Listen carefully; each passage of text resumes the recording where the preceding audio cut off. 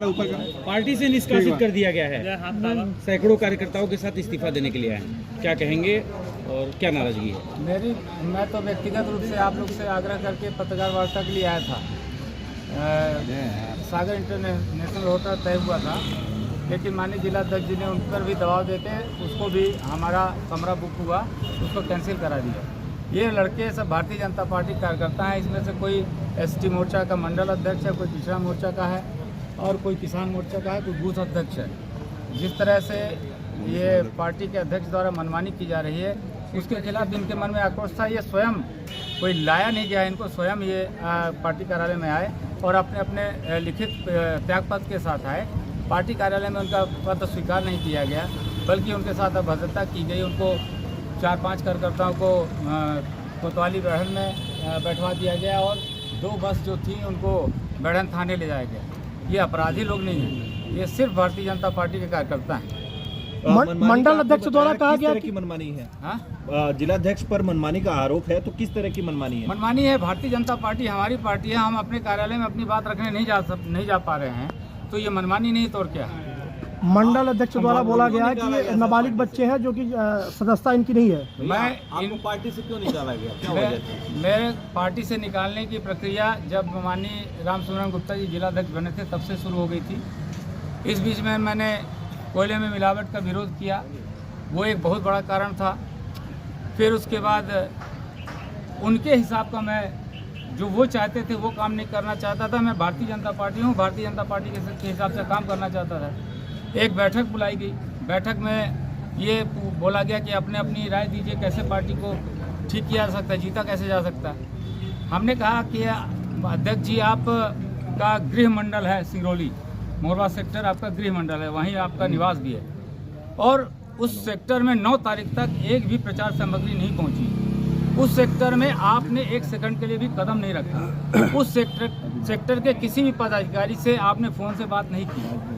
उस सेक्टर में बूथ अध्यक्ष की संरचना पे भाजपा चुनाव लड़ती है, बूथ अध्यक्षों को सक्रिय करने के लिए कोई काम नहीं किया गया। तो ऐसा क्यों हो रहा है? जब हमने इस तरह का पूछा और हमने ये भी कहा कि अगर पिछले चुनावों की तरह अपने ही दल के लोग भारतीय जनता पार्टी की जिम्मेदारी रखते हुए, दायित्व रखते हुए अगर कांग्रेस का या अन्य दल का प्रचार करते पाए जाएंगे तो जूते खाएंगे। मैंने इतनी बात कही थी, वो आक्रामक हो गए और औकात दुनिया भर की उटपटांग बातें किए और उसके दूसरे दिन हमको नोटिस जारी कर दिए कि हमने अभद्रता की। पूरा विवाद विधानसभा चुनाव को लेकर, मेरा विवाद तो विधानसभा चुनाव को लेकर नहीं, मेरा विवाद कोयले की मिक्सिंग से जुड़ा हुआ है। अभी बड़ी संख्या में कोतवाली आए हैं, आप आगे की रणनीति आप लोगों की क्या है? हम तो यहाँ आना नहीं चाहते थे। हमारे कार्यकर्ताओं, भारतीय जनता पार्टी के कार्यकर्ताओं को पुलिस वाले वहाँ से उठा ले गए, इनके कहने पे लाए होंगे, कोई अलग से अपने मन से लाए नहीं होंगे। और 2 बस जो है और 2 बस बिननगर थाने में ले गए हैं, जो विशुद्ध रूप से भारतीय जनता पार्टी कार्यकर्ता है। उनको इस तरह से उनके साथ व्यवहार किया जाता है। तो मंडल अध्यक्ष के द्वारा बोला गया कि ये 13 साल के बच्चे जो पार्टी के सदस्य नहीं हैं, उनको भी लाया गया है भीड़ का हिस्सा बना के। प्रमाण की आवश्यकता नहीं होती। यहाँ पे इतने लोग खड़े हैं। ये 24 नंबर का बूथ अध्यक्ष है, महामंत्री है, इस तरह के कार्यकर्ता सब आए हुए हैं। कोई बच्चा हो सकता है कि बस में बैठ के आ गया होगा, अभी कोई बच्चा आ गया होगा, उसमें मैं नकार नहीं रहा हूँ। कोई बच्चा हो सकता है बस में बैठ के उत्सुकतावाद से आ गया होगा। अभी कितने कार्यकर्ता हैं? कहा कि आपका विवाद कोयले की मिक्सिंग से जुड़ा हुआ है, थोड़ा इसको डिटेल में बताइए कि क्या मामला है, कहाँ मिक्सिंग हो रहा है और जिलाध्यक्ष क्या चाहते हैं? हो रहा था। अच्छा, मैंने यहाँ से प्रदेश से लेकर राष्ट्रीय स्तर तक को पत्र लिखा, उसमें कार्रवाई भी हुई और आज की डेट में मिक्सिंग का कारोबार बंद है। किस जगह पे होता था कि ये मिक्सिंग? गोंदवाली में, मोरवा में यार्ड में, बरगमा यार्ड में, सारी जगह। किसके द्वारा कराया जाता था? ये कोल माफियाओं के द्वारा कराया जाता था। संरक्षण मिली थी क्या? संरक्षण मिला हुआ था, सफेद पोषों का संरक्षण था क्या? बिल्कुल मिला हुआ था। किसे मानते हैं?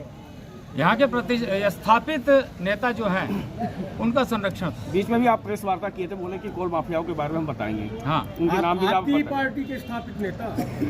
मेरी पार्टी के भी हैं, हो सकते हैं, अन्य पार्टी के भी हो सकते हैं, जो सिर्फ यही काम ही करते हैं। आप पार्टी से निष्कासित कर दिया गया है, सैकड़ों कार्यकर्ता जो है वो इस्तीफा लेकर तैयार हैं, क्या किसी अन्य दल की ओर रुख करने का विचार है?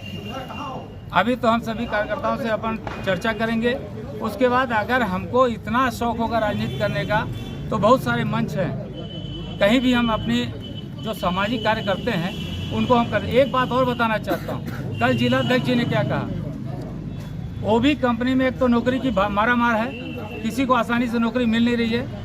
अनिल प्रजापति करके 24 नंबर बूथ का अध्यक्ष है, उसको कल फोन करके कंपनी वाले को बोला गया कि इसकी नौकरी बंद की जाए, आज से बंद की जाए। कल से वो उसको नौकरी से हटा दिया गया है। किसके कहने पर? जिला अध्यक्ष जी ने फोन करके बोला, क्योंकि वो आपका साथ दे रहे हैं, क्योंकि वो मेरे साथ खड़ा रहता है। मंडल अध्यक्ष के द्वारा बोला कि जो अभी धरने पे आए हैं, एक भी ओबी कंपनी का, एक भी सिंगरौली का निवासी है, सिंगरौली विधानसभा का निवासी है और वोटर है।